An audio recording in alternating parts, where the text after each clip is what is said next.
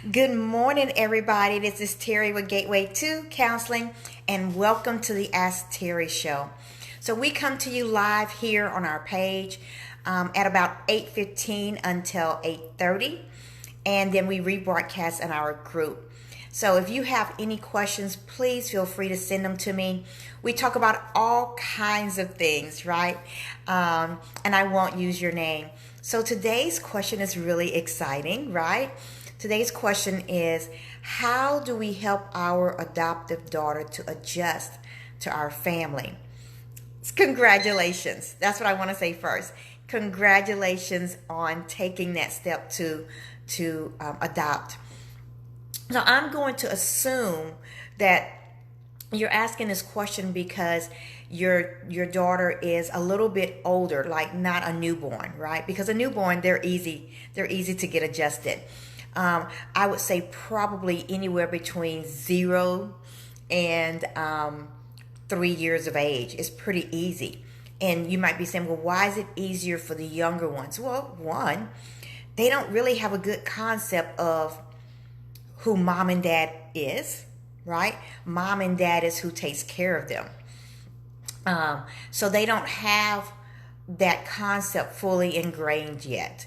They also don't have a lot of time with that person. A lot of times I see where children who are adopted at, let's say, the age of 2 or 3 or 4, they have already been taken out of their family, maybe when they were 1. And so they have very little memories of their biological families. Now, by the time they get to be 3 and 4, they start to have more and more of those kind of memories. They start, and the smarter that they are, right? They start to have these ideas of, oh, that's my mom and that's my dad. You know, I would say around the age of 2.5, 3, they really start to understand that concept. My nephew, who is now 19 and living with me, I remember when he was only 2, he had a very, very good memory of everything that was occurring around him. Like we would drive down the road and he would say, oh, we used to live over there. You know, and this was like, really? You remember that? So he was saying these things to me when he was around 3, but he remembered living there when he was 18 months to 2 years of age kind of thing, right? So some kids are going to be different. This is just a general idea. So I'm going to assume that this daughter of yours is a little bit older than that, and that they have some memories of their biological family.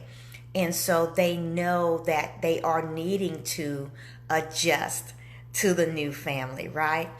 And so what can you do?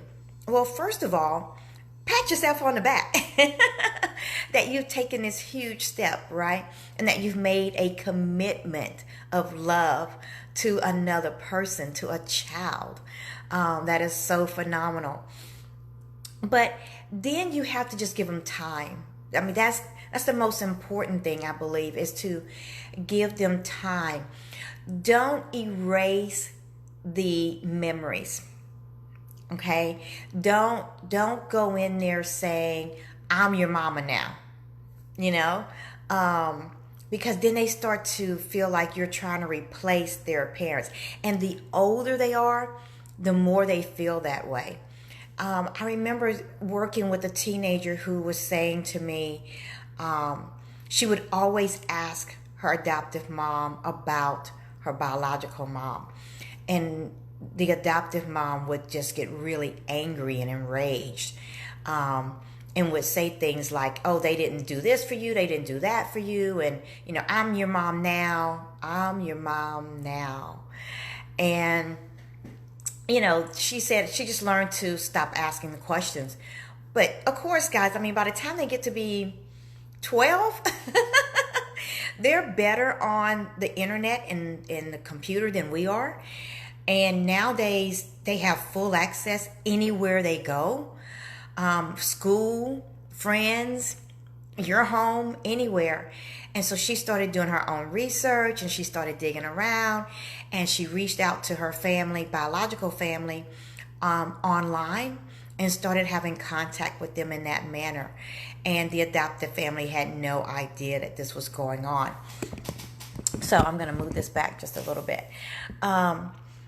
So, it's like we have to give them the time that they need, and we have to understand that if they know their biological parents, then let them know their biological parents. What do I mean by that? No, I don't mean that you should allow them to have contact with their biological parents if you feel that is unsafe. And if they're old enough to understand a little bit, then you have to say to them, hey, listen, maybe when you're older, you can have that contact with them. But right now, I'm keeping tabs and monitoring their progress, and they're not making progress. And so it is not healthy for you to have contact with them right now.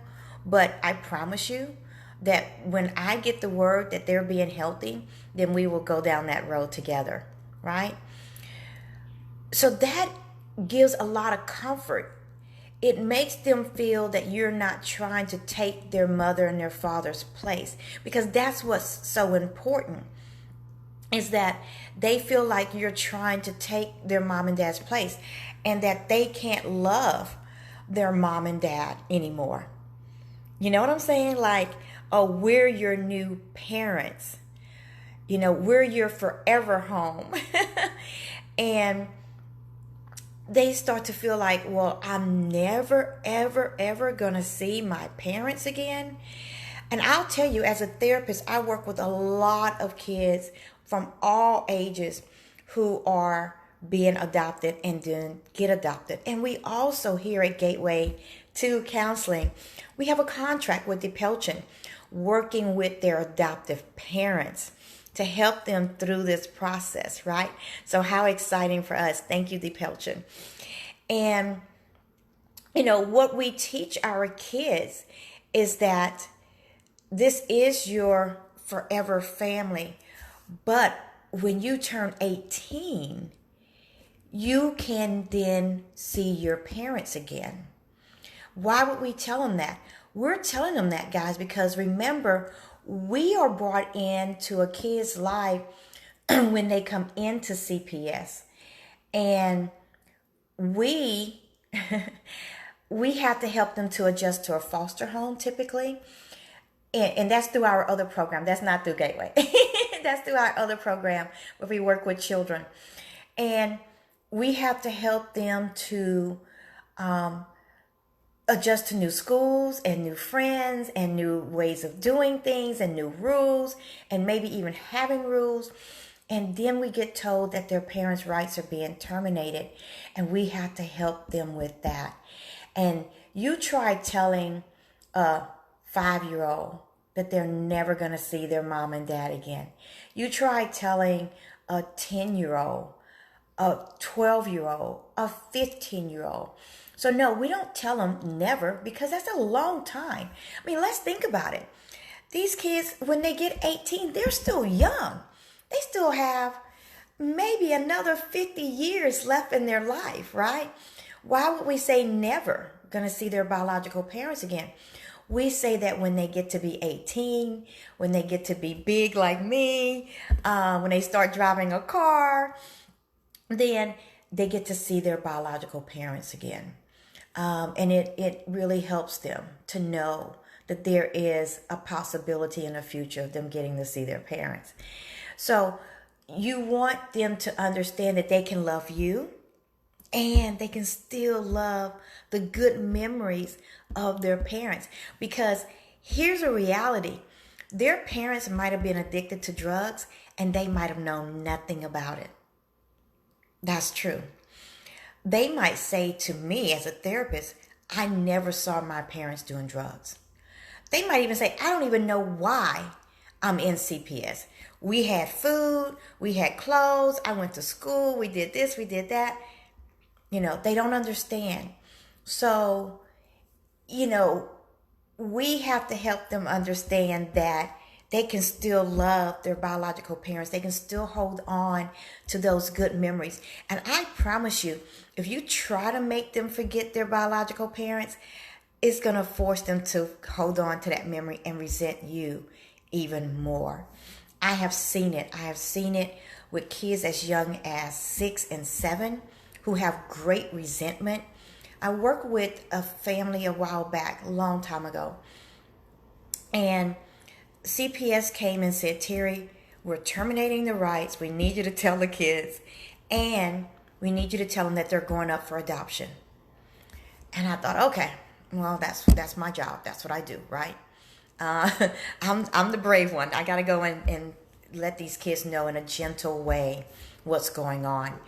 And so the little boy who was younger, must have been about 8, he said, I don't want to be adopted.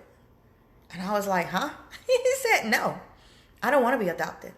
He said, I rather just stay here at my foster home because his foster parents were not adopting him. He said, I don't want to leave here. I want to stay. I never want to be adopted. I don't want to leave again. He had been in this foster home for about 2 years, and he didn't want to leave. And he said, when I get adopted, he said, I don't know what they're going to do to me. I don't know if they're going to physically abuse me, sexually abuse me. They're going to be able to for sure, be able to physically discipline me. And here, they can't do that. He said, and when I get adopted, CPS is going to close the case, and they're not going to come and check on me anymore. Wow. He was young, guys, and he had that kind of insight. His sister, who was older, said, I want to be adopted. And so they said, Terry, please work with him. And I said, are you kidding? Like, this kid is smart. He knows. How do you expect me to change that? So we worked, and I said, no, this is not going to happen. He doesn't want to be adopted, and you can't force him to be adopted. Well, here's a reality in Texas. Under the age of 12, yeah, you kind of can force him, right? And so they did. Against my advice, they did. And so he was adopted. And you know what happened? He was holy terror. And I told him, I said, he is going to give you pure the hell. And he did. He did. He was angry. He was resentful. He had determined in his mind that this adoption was not going to work. So I don't know about your adopted daughter. I don't know what their mental state is. Have you had this honest conversation with them about why they wanted to be adopted and how do they view adoption? I worked with a 13-year-old who wanted to be adopted because she knew the CPS case would be closed, and then she could have contact with her mom again and her entire biological family. She knew that, and she admitted that she didn't love her foster mom. Her foster mom in this situation was adopting her, and she didn't love her. She said, I don't even really talk to her. She said she goes to her room, I go to my room, I go to school, I hang out with my friends, we go shopping, we go out to eat. Yes, we go to her family functions, but I just kind of do my own thing. And she had been living there for a year and a half. And this foster mom loved her greatly and was loving her the best way she knew how. She thought she was actually bonding with her. She really believed that. She believed that there was love between the two of them. And there wasn't. So have that honest conversation. Say to your daughter, what can we do to help you in this process? What do you need from us? See, I can't even tell you. You have to ask her, what do you need from us to make this transition successful? Because we want to love you. Maybe she wants to still have contact with her family. Maybe not her parents, but maybe her grandparents, her cousins. Is that healthy? Can you do that in a healthy way? Can you meet once every 2 months at McDonald's so that you can watch what's going on? You see what I'm saying? Find a way. And if you need more help, please, we are here. How exciting. Once again, Gateway to Counseling. We are providing peace, love, joy, and light into the lives of millions with affordable online counseling. Only $49 a session, and we take almost every insurance that's out there right now. So please reach out to us. Bye-bye.